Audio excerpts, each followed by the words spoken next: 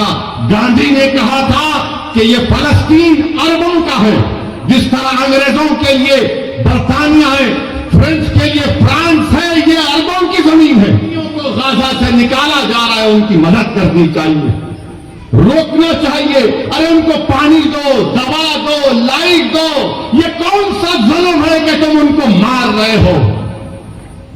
बेहतरीन से बेहतरीन हथियार अमेरिका दे रहा है, अरे आप इन पर हथियार बरसा रहे। मेरे अजीज दोस्तों और बुजुर्गों, अभी हमारे मुल्क के चीफ मिनिस्टर ने कह दिया, क्या कहा उन्होंने कि अगर कोई फलस्तीन का नाम लेगा तो उसको बुक कर दो। सुनो मुख्यमंत्री, मैं फलस्तीन का झंडा तिरंगे के साथ लगा के आया, मैं फलस्तीन के लिए खड़ा रहूंगा इंशाअल्लाह।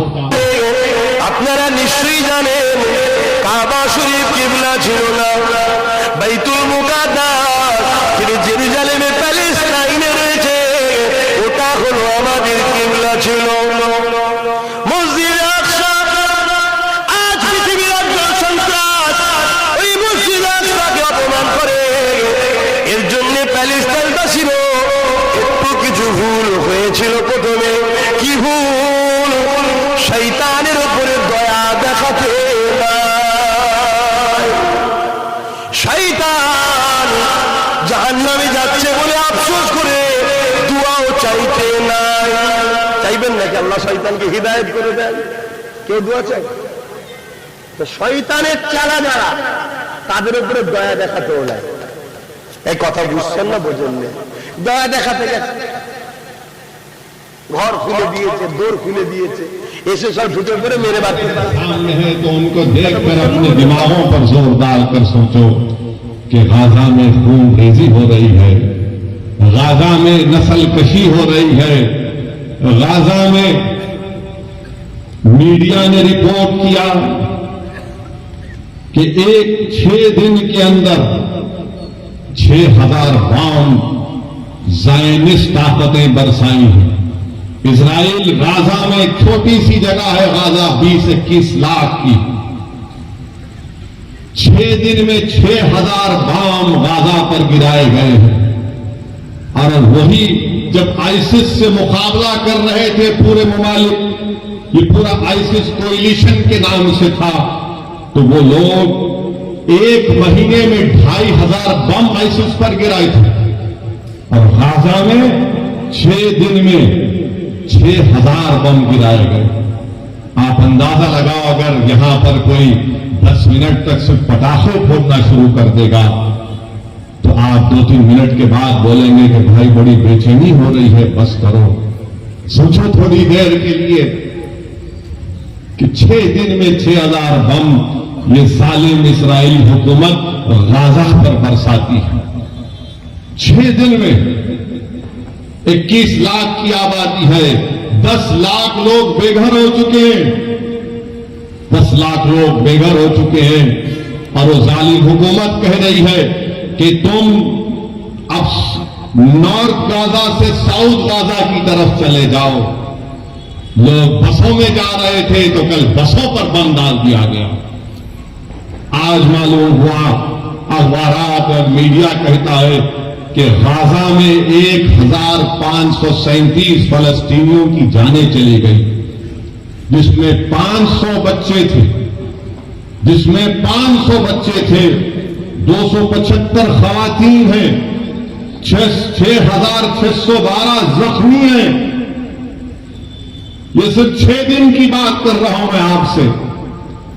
और ये दुनिया जो बड़ी ह्यूमन राइट्स की बात करती है, ये दुनिया जो बड़े फंडामेंटल राइट्स की बात करती है, हुकूक की बात करती है, आज ये बड़े बड़े ममालिक आज खामोश बैठे हैं, गूंगे हो चुके हैं, अंधे बन चुके हैं, बहरे बन चुके हैं कि जिस सरजमीन के पास कुछ नहीं है, आज आपने वहां पर 6 दिन में 6000 बम बरसाए, 1537 लोगों की जानें चली गई, 500 मासूम बच्चे, 275 खवातीन की मौत और 6612 लोग जख्मी है। पीने का पानी नहीं है 20 लाख 21 लाख लोगों के पास। अगर आपके पास 2 दिन पानी खराब आया तो आप 25 फोन करके अपने सियासी नुमाइंदों को, मजलिस के जिम्मेदारों को कि आके देखो तो पानी पी के बताओ। मैं पीने को पानी नहीं है मेरे भाई, खाने को खाना नहीं है गाजा के लोगों के पास, अस्पताल में दवाएं खत्म हो चुकी है, ऑक्सीजन तो दूर की बात। और ये जालिम, ये ज़ायनिस्ट लोग कहती है गाजा के लोगों से कि तुम नॉर्थ गाजा से निकलकर साउथ गाजा में चले जाओ। पूरी बिल्डिंगें बर्बाद, बेघर हो चुके हैं। हम नजारे देख रहे हैं कि 10-11 साल का बच्चा जख्मी है, बाप जख्मी है, बजाय बाप अपने बेटे को हिम्मत दिलाए 12 साल का बच्चा कह रहा है कि अब्बा रोना बंद करो, मैं अच्छा हूं। बिल्डिंग गिरी भी है, बिल्डिंग के मलबे से लाशें निकल रही हैं, मासूम बच्चों को निकाला जा रहा है, मगर दुनिया खामोश है। दुनिया खामोश है। जो बड़ी बड़ी बातें करते हैं ये दौलतमंद ममालिक, क्योंकि मरने वाला फलस्तीनी है। यकीनन जो तशद्दुद होगा, वायलेंस होगा, हम कंडेम करते हैं उसको, चाहे कोई भी करो, वायलेंस रास्ता नहीं है। मगर ये बताओ ये कौन से वायलेंस है? ये तो नस्ल कशी है, ये तो आप उनको खत्म कर रहे हैं, आप उनको बिल्कुल खत्म सौंपे हस्ती से मिटाना चाहते हैं, जिसको अंग्रेजी में कहते हैं एथनिक क्लेंसिंग हो रहा है फलस्तीनियों का। आप मैं बताना चाहूंगा आपको कि 2016 साल से गाजा में महासिरा है, 16 साल से। कोई बाहर जाना है तो उसको परमिशन, कोई अंदर आना है तो उसको इजाजत लेना पड़ता है। आपने देखा ना कोविड में क्या हुआ था, कोविड में क्या हुआ था कि कोविड में बगैर पास के नहीं कोई नहीं निकल सकता था। 16 साल से फलस्तीनियों को उस तरह का बर्ताव किया जा रहा है। पीने का पानी नहीं है, लाइट उनकी बंद कर दी गई क्योंकि इजराइल के पास से बिजली आती है। 16 साल से महासरे में है। अरे समंदर है, मच्छी नहीं पकड़ने देते ये ज़ायनिस्ट लोग। और उस 21 लाख में 50% आबादी 18 साल की, 20 साल के नौजवानों की है। और आपको जानकर तकलीफ होगी कि 2008 से 6,407 फलस्तीनियों को ज़ायनिस्ट लोग मार दिए, जिसमें से 18 साल के कम उम्र 1,437 बच्चे थे। और अब इजराइल एक फास्फोरस की जाती उसका बम गिरा रहा है, यानी जब वो गिरता है तो बिल्डिंग को पिघला देता है, अगर जिस्म पर गिरता है तो चमड़ी से हड्डी को गला देता है। ये जुल्म गाजा के लोगों पर किया जा रहा है। और अमेरिका, बरतानिया, ये यूरोप, ये फ्रांस जो बड़ी बड़ी बातें करते हैं, आज गूंगे बनकर बैठे हैं कि मासूम लोगों को, अरे 80 साल से लड़ रहे हैं अपने फलस्तीन और मस्जिद अक्सा और बैतुल मुक़द्दस के लिए। मेरे अजीज दोस्तों और बुजुर्गों, ये बात कहना जरूरी था। इसलिए जरूरी है कि अगर गाजा का नाम आए, फलस्तीन का नाम आए, मस्जिद अक्सा का नाम आए, बैतुल मुक़द्दस का नाम आए, और तुम्हारे और हमारे दिलों में हरारत ईमानी पैदा नहीं हुए तो फिर तुम इंसान कहलाने के लायक नहीं हो। अगर हम उनकी मदद नहीं कर सकते, हम दूर हैं, मगर जज्बात से कर सकते हैं और करना चाहिए। अगर जज्बात भी नहीं है तो मुस्लिम शरीफ की हदीस है कि आका ने फरमाया कि तुम मुनाफिक हो। अल्लाह के रसूल सल्लल्लाहु अलैहि वसल्लम ने फरमाया कि तुम मुनाफिक हो। वो अंबियाओं की बैशत की सरजमीन है। हजरत दाऊद अलैहिस्सलाम, सुलेमान और ईसा अलैहिस्सलाम की बैशत की सरजमीन है। हजरत इब्राहिम अलैहिस्सलाम की खबर, हजरत मूसा अलैहिस्सलाम की खबर वहां पर है।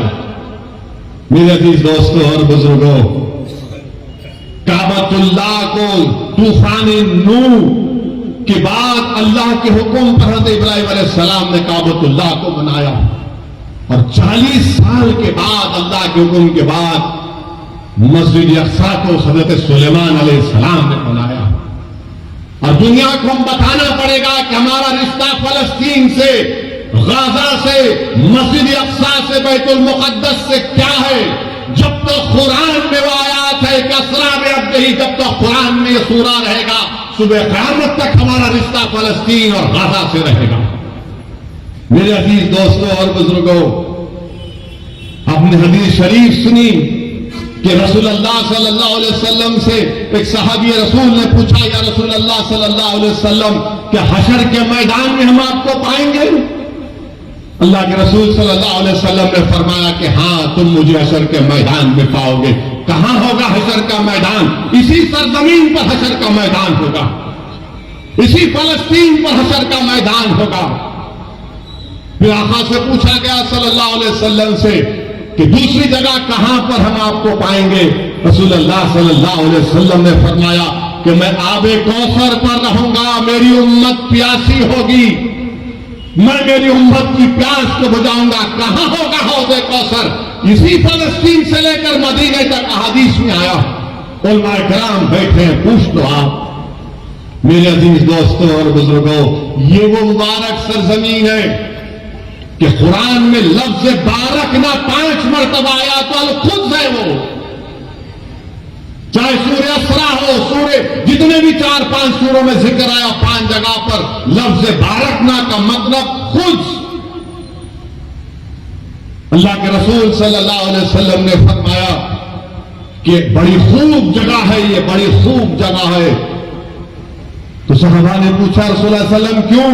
तो रसूलुल्लाह सल्लल्लाहु अलैहि वसल्लम फरमाया कि यहां पर फरिश्ते अपने पर बिछाकर बैठते हैं, यहां पर फरिश्ते अपने पर बिछाकर बैठते हैं। रसूलुल्लाह सल्लल्लाहु अलैहि वसल्लम ने फरमाया कि मीज़ान लगेगा, यह हिसाब किताब की जगह है। मेरे अजीज दोस्तों और बुजुर्गों, इमाम अहमद ने यह हदीस शरीफ लिखी अपने मसनद में कि अल्लाह के रसूल सल्लल्लाहु अलैहि वसल्लम ने फरमाया कि मेरी उम्मत में गिरोह रहेगा जो सुबह क़यामत तक हक की तरफदारी करेगा, जो सुबह क़यामत तक हक की तरफदारी करेगा, बातिल ताकतों से मुकाबला करता रहेगा। उनके पास दौलत नहीं होगी मगर हक की तरफदारी करते रहेंगे कि क़यामत भी आ जाएगी। तो सहाबा इकराम ने पूछा, रसूलल्लाह वो कौन सी जगह होगी? तो आक़ाए दो आलम सल्लल्लाहु अलैहि वसल्लम ने फरमाया अल-क़ुद्स, अल-क़ुद्स, अल-क़ुद्स। मेरे अजीज दोस्तों और बुजुर्गों, इसीलिए हमको अपने सीनों में गाजा के अवाम की तकलीफ को महसूस करनी चाहिए। वो जो 500 बच्चे मरे, तकलीफ को महसूस करो। वो तुम्हारी औलाद तो नहीं है, मगर सोचो अगर तुम्हारी औलाद मर जाती। सोचो थोड़ी देर के लिए वो कोविड में जब हम लाशों को उठा उठा कर डर डर कर लेकर जा रहे थे, सोचो थोड़ी देर के लिए 1 साल 2 साल नहीं, 70 साल से ये मुजाहिद, ये कय्यूम कौम अगर पूरी दुनिया में हक की सरबुलंदी के लिए और बातिल की शिकस्त के लिए अगर किसी सरजमीन पर मुबारक रूहों का खून गिराए तो मसले फलस्तीन पे गिरा। मस्जिद अक्सा, बैतुल मुक़द्दस के लिए खून बहाया जा रहा है। मैं सलाम करता हूं उन माओं को जिन्होंने बहादुर बच्चों को पैदा किया, जो ज़ायनिस्ट लोगों की गोलियों का निशान बन रहे हैं, जो बमों से उनकी मौत हो रही है। मगर दुनिया ये जान ले कि जब तक हम जिंदा है दुनिया जिंदा है, जब हम नहीं तो दुनिया भी नहीं। याद रखो, मौत से डरने वाले हम नहीं, हम अपने मुकद्दर लिखा कर लाए हैं कि अल्लाह मेरी जिंदगी में लिख चुका है, तुम्हारी जिंदगी में लिख चुका है। मगर सवाल यह है कि तुम अपनी जिंदगी गुलामों की तरह गुजारोगे या फिर तुम बहादुरों की तरह अपनी जिंदगी को गुजारोगे। लोग मुझसे पूछते हैं फोन करके कि असदुद्दीन अवैसी ये कैसा हो रहा है, ये क्या हो रहा है। लोग तकलीफ महसूस करते हैं और लोग पूछते हैं कि कहां है सलाहुद्दीन अय्यूबी, कहां है वो सलाहुद्दीन अय्यूबी। अरे तुम अपनी औलाद की क्या तरबियत कर रहे हो? कहां से सलाहुद्दीन पैदा होगा जब बाप अपनी औलाद के सामने अपनी मां की बेइज्जती करेगा? से सलाहुद्दीन आएगा जब तुम बेटे के सामने, औलाद के सामने अपनी बीवी से गलत बर्ताव करते हो? कहां से सलाहुद्दीन आएगा जब नौजवान गुनाह करते हैं, जिना करते हैं? कहां से सलाहुद्दीन आएगा जब तुम जिना करते हो? कहां से सलाहुद्दीन आएगा जब तुम अपने ही हाथ से अपने भाई का कत्ल करते हो? कहां से सलाहुद्दीन पैदा होगा जब हमारी बेटियां गुनाह करती हैं? सलाहुद्दीन कैसे पैदा होगा? जब तुम नेक बनोगे, जब तुम गुनाहों से दूर रहोगे, तुम रसूलुल्लाह सल्लल्लाहु अलैहि वसल्लम से बेपनाह मोहब्बत करोगे तमाम चीज और दुनिया से बढ़कर। सलाहुद्दीन अय्यूबी जिंदगी में जब तक बैतुल मुक़द्दस मस्जिद अक़सा पर कामयाबी हासिल नहीं किया, उसकी पेशानी पर बल रहता था। बास जगह मैंने पढ़ा कि सलाहुद्दीन अय्यूबी जब तक फलस्तीन पर कामयाबी हासिल नहीं किया वो मुस्कुराता नहीं था। लोग उससे बोलते थे, सलाहुद्दीन तुम मुस्कुराते क्यों नहीं हो? तुम्हारी पेशानी पर बल क्यों नहीं आता? तो सलाहुद्दीन कहता था कि क़िबले अव्वल हमारा रहा है।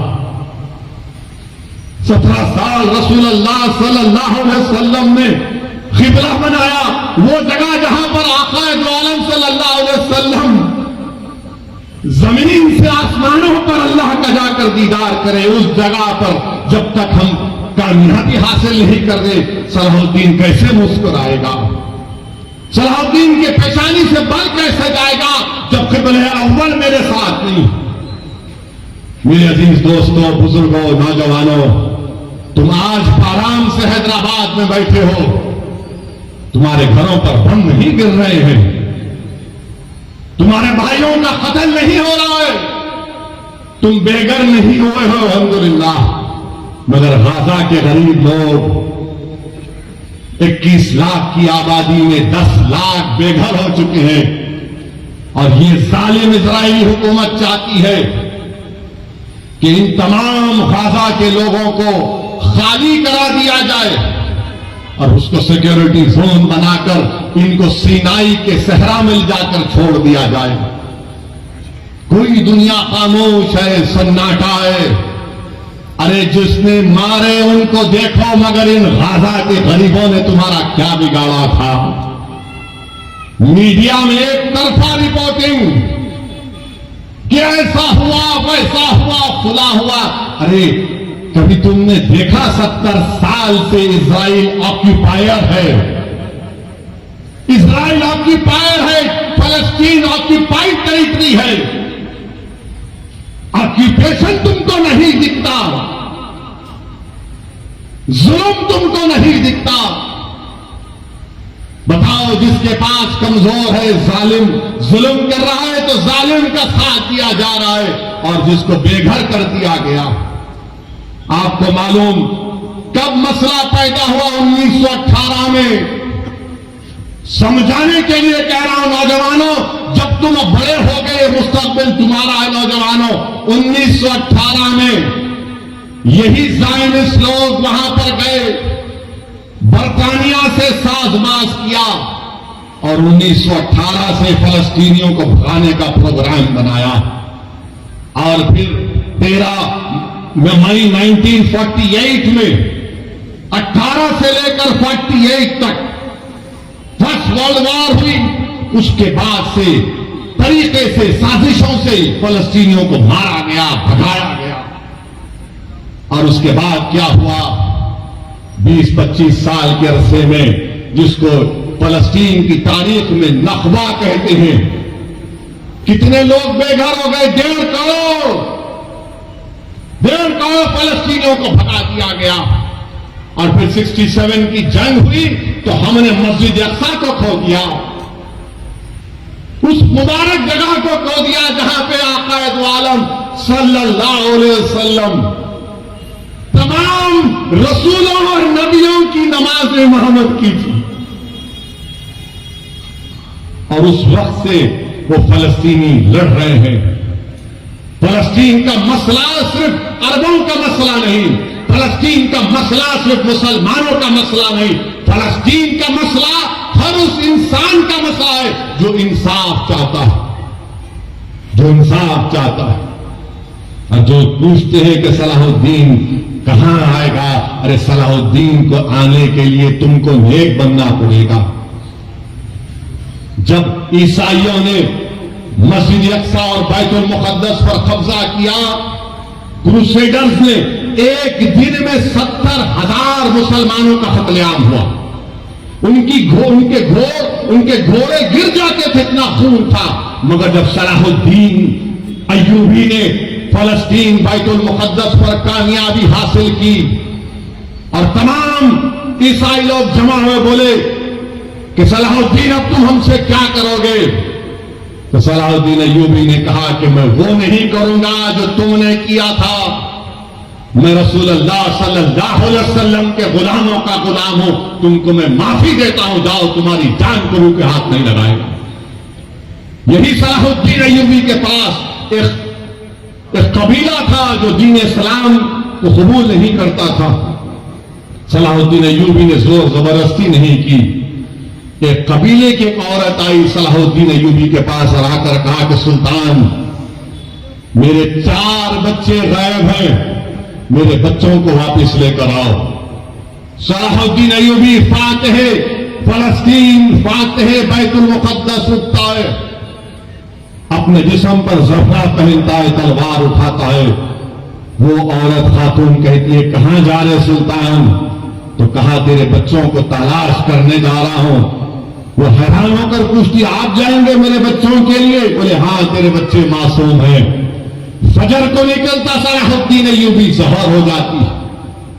जहर से असर के करीब जब सलाहुद्दीन अय्यूबी इन बच्चों को देखता है, बच्चे डरे हुए हैं, सहमे हुए हैं, उनको गोद में उठाकर अपनी मां के पास जब लेकर आता है तो बच्चे, इसमें से जो बड़ा उम्र का बच्चा था 13-14 साल का, वो फर्क मसरत में अपनी मां की तरफ दौड़ता है कि अम्मा अम्मा। तो उस मां ने क्या किया? उस मां ने उस बच्चे के मुंह पर एक जोरदार तमाचा मारा और कहा कि जा सलाहुद्दीन के खत्मों में गिर जा, ये वो नबी मोहम्मद सल्लल्लाहु अलैहि वसल्लम का गुलाम है, अगर ये ऐसा है तो उसका रसूल कैसा रहमत वाला हो। ये सलाहुद्दीन अय्यूबी था। मेरे अजीज दोस्तों, बुजुर्गों, नौजवानों, इसीलिए कह रहा हूं कि तुमको नेक बनना पड़ेगा। और याद रखो इस बात को, जब तुर्कों की हुकूमत थी, सल्तनत उस्मानिया की हुकूमत थी, तुम्हारा ख्याल यह है कि तुम्हारा मिजाज ये है कि तुम अपने फोनों पर, टीवी पर अर्तुगरुल देखकर खुश हो जाते, तुम उस्मान का सीरियल देखकर खुश हो जाते। मगर क्या तुमको मालूम कि जब तक 400 साल तुर्कों की हुकूमत थी, मस्जिद अक्सा हमारे पास थी। मगर जब तुर्कों से इत्तेहाद जब कमजोर हुआ, कबीलों की बुनियाद पर, असबियत की बुनियाद पर जब इत्तेहाद पारा पारा हो गया, तो सबसे पहली चीज जो हमारे हाथ से चले गई वो मस्जिद अक्सा और बैतुल मुकद्दस हमारे हाथ से चला गया। इसीलिए मेरे अजीज दोस्तों और बुजुर्गों, इत्तेहाद को मजबूत रखो, याद रखो। तुमको हम तमाम, मुझसे तुमको नफरत होगी, मगर मेरी और तुम्हारी ख्वाहिशों से ज्यादा अहमियत का काम इत्तेहाद।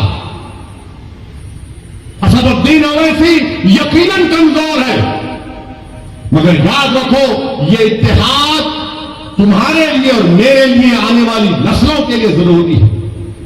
हमने इत्तेहाद को खोया तो मस्जिद अक्सा निकल गई हमारे हाथ से, मस्जिद अक्सा हमारे हाथ से निकल गई। तो इत्तेहाद को मजबूत रखो। बुजुर्गों, नौजवानों, मेरी इज्जतदार मां और बहनों, इस गुनाहगार की गुजारिश यही है कि अपने इत्तेहाद को मजबूत रखो। तुम्हारा इत्तेहाद कमजोर होगा तो ये तारीख तुमको बता रही है कि हमने क्या खोया। हमने क़िब्ले अव्वल को खो दिया। मगर लाखों सलाम वो गाजा के बहादुरों पर, जो गाजा के बहादुरों पर जो आज भी लड़ रहे हैं, कल भी लड़ेंगे। मगर हम हमारे वजीर आजम से कहना चाहेंगे कि मोदी जी रोको जो गाजा में जुल्म हो रहा है फलस्तीनियों पर। आपने कहा कि India stands in solidarity with the Palestinian people. तो सॉलिडारिटी दिखाओ। रोको उन लोगों को। 21 लाख में से 10 लाख लोग बेघर हो चुके हैं। वो शैतान नेतन्याहू जालिम है, वॉर क्रिमिनल है, वो जो ढकेल रहा है फलस्तीनियों को, ढकेल रहा है कि घरों को बर्बाद, 6000 बम गिराए गए। हम भारत के वजीर आजम को बताना चाह रहे कि महात्मा गांधी ने क्या कहा था। गांधी ने कहा था कि यह फलस्तीन अरबों का है। जिस तरह अंग्रेजों के लिए बरतानिया है, फ्रेंच के लिए फ्रांस है, यह अरबों की जमीन है, यह अरबों की जमीन है, गांधी ने कहा था। मगर अफसोस की बात यह है कि आज हमारी हुकूमत खामोश बैठी हुई है। क्यों खामोश बैठी हुई है? अगर हम पूरी दुनिया में सुपर पावर बनना चाहते हैं, अगर हम अक़वाम मुत्तहिदा की सिक्योरिटी काउंसिल में मेंबरशिप चाहते हैं वोटिंग राइट के साथ, तो फिर हमारी हुकूमत को, हमारे मुल्क को ये जो वॉर क्राइम्स इजराइल कर रहा है उसकी मजम्मत करनी चाहिए। जो फलस्तीनियों को गाजा से निकाला जा रहा है उनकी मदद करनी चाहिए, रोकना चाहिए। अरे उनको पानी दो, दवा दो, लाइट दो। ये कौन सा जुल्म है कि तुम उनको मार रहे हो? बेहतरीन से बेहतरीन हथियार अमेरिका दे रहा है, अरे आप इन पर हथियार बरसा रहे। मेरे अजीज दोस्तों और बुजुर्गों, अभी हमारे मुल्क के चीफ मिनिस्टर ने कह दिया, क्या कहा उन्होंने कि अगर कोई फलस्तीन का नाम लेगा तो उसको बुक कर दो। सुनो मुख्यमंत्री, मैं फलस्तीन का झंडा तिरंगे के साथ लगा के आया, मैं फलस्तीन के लिए खड़ा हूं और खड़ा रहूंगा इंशाअल्लाह ताला। फलस्तीन सिर्फ मुसलमानों का, अरबों का मसला नहीं, फलस्तीन इंसानियत का मसला है। और हम उस बाबा मुख्यमंत्री से कहना चाहेंगे, अगर आपको केस बुक करना है तो वजारत खारजा एमईए पर केस बुक करना पड़ेगा। अगर कोई यूपी में मोदी जी आ गए तो उन पर भी केस बुक करना पड़ेगा आपको। मेरे अजीज दोस्तों और बुजुर्गों, मेरी आप तमाम से गुजारिश है कि अपनी दुआओं में इन गाजा के मजलूमों के लिए दुआ करिए। हम इस मुबारक शब में अल्लाह से दुआ करते हैं कि अल्लाह तुझे तेरे हबीब मोहम्मद मुस्तफा सल्लल्लाहु अलैहि वसल्लम का वास्ता, तो इन गाजा के लोगों की हिफाजत फरमा दे। अल्लाह हम तुझसे तेरे हबीब का वास्ता देकर भीख मांगते हैं, या अल्लाह इनकी जानों और माल की हिफाजत फरमा। परवरदिगार इनकी गैब से मदद फरमा। यह अल्लाह तेरे हबीब का इरशाद है कि सुबह क़यामत तक एक गिरोह रहेगा जो हक की तरफदारी करेगा। या अल्लाह उस सरजमीन पर जहां पर हशर का मैदान होगा, या अल्लाह उस सरजमीन पर जहां पर आबे कौसर होगा, या अल्लाह उस सरजमीन पर जहां पर मीज़ान होगा, या अल्लाह जिस सरजमीन पर पूरों को तू इकट्ठा करेगा, परवरदिगार वहां पर जालिम जुल्म कर रहा है। या अल्लाह मदद फरमा गाजा के लोगों की, अल्लाह गाजा के लोगों की हिफाजत फरमा। परवरदिगार तुझे तेरी रहमत का वास्ता अल्लाह तू रहम फरमा दे। अल्लाह तेरे पाप के पास 70 माओं की मोहब्बत है। परवरदिगार जो हजारों की तादाद में लोग मर रहे हैं, जो बच्चे मर रहे हैं, अल्लाह उन मां बाप को हिम्मत दे, अल्लाह उनकी हिफाजत फरमा। अल्लाह तेरी पूरी कायनात में कोई ऐसा नहीं है जो इन गरीबों की मदद कर सके, मगर अल्लाह तू जमीन और आसमान का खालिक है, तेरे खजाने में कोई कमी नहीं आएगी। अल्लाह तू कुन फयकून फरमा दे। परवरदिगार अल्लाह उनको कोई खाना नहीं दे रहा, अल्लाह तू रज़्ज़ाक़ है, उनको रिज़्क़ दे दे। अल्लाह कोई इनको पानी नहीं दे रहा, तू आसमानों से बारिश को बरसा दे। अल्लाह इनके पास दवा नहीं है, तू शाफी है, अल्लाह उनकी शिफात फरमा दे। परवरदिगार आज इस जमीन पर जो लोग हक के लिए काम कर रहे हैं उनकी मदद फरमा। अल्लाह जालिमों के जुल्म से छुटकारा दिला दे, अल्लाह तशद्दुद को खत्म कर दे। हमारी अल्लाह से दुआ है कि अल्लाह नबी करीम सल्लल्लाहु अलैहि वसल्लम के सदक़े को फैल में फलस्तीनियों की मदद फरमा। अल्लाह उस इलाके को अमन का गहवारा बना दे। अल्लाह उस इलाके को अमन का गहवारा बना दे। अल्लाह हमारे मुल्क में अमन को मजबूत फरमा दे। अल्लाह हमारे जान और माल और खास तौर से या अल्लाह हमारे ईमान की हिफाजत फरमा। अल्लाह हमारे ईमान की हिफाजत फरमा। परवरदिगार, जब तक तू हमको जिंदा रखेगा मेरे मौला, तुझे तेरी रहमत का वास्ता, तेरे हबीब का वास्ता, हम झुके तो सिर्फ तेरे सामने झुके। अल्लाह हम किसी से मांगे तो तुझसे मांगे। अल्लाह हमको शिरक से बचा ले। अल्लाह हमको शिरक से बचा ले। अल्लाह तू हमारा रब है, हमारे लिए काफी है। अल्लाह तू हमको रसूल अल्लाह सल्लल्लाहु अलैहि वसल्लम को उम्मती बनाया। ये दुनिया का सबसे बड़ा एजाज हमको दिया मेरे रब। लाज रख ले मेरे अल्लाह, लाज रख ले परवरदिगार। अल्लाह कमजोरों की, मजलूमों की लाज रख ले। अल्लाह इनकी हिफाजत फरमा जो बेसरो सामानी में अल्लाह जानवरों से बदतरीन सलूक गाजा में किया जा रहा है। अल्लाह गाजा के उन गरीबों की मदद फरमा। अल्लाह हमारे वतन अजीज में अमन को मजबूत कर दे। जालिमों के जुल्म का छुटकारा दिला दे। अल्लाह जो लोग हक के लिए मेहनत कर रहे हैं अल्लाह उनको कामयाब कर दे। अल्लाह हमारे इत्तेहाद को मजबूत फरमा।